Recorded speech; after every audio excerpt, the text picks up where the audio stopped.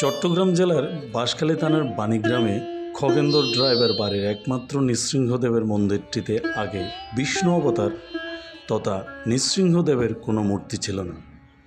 হঠাৎ করে সন্ধেবেলা রাস্তা দিয়ে যাওয়ার সময় উজ্জ্বল ও ঝলমলে আলোতে মূর্তি দেখে আমার দৃষ্টি আটকে গেল। নৃসিংহদেব, যিনি বিষ্ণুর চতুর্থ অবতার, তিনি অর্ধেক মানুষ এবং অর্ধেক সিংহের রূপ ধারণ করে আবির্ভূত হয়েছিলেন।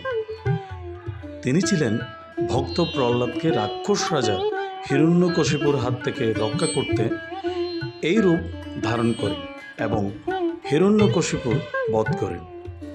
নৃসিংহ জয়ন্তী, নৃসিংহ চতুর্দশী বা নরসিংহ জয়ন্তী নামেও এটি পরিচিত।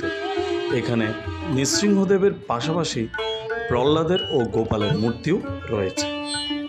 তবে কথা হচ্ছে, এত সুন্দর ছোট পাথরের নৃসিংহদেবের মূর্তি আমি কোথাও দেখিনি। ভিডিওটি ভালো লাগলে অবশ্যই শেয়ার করতে ভুলবেন না।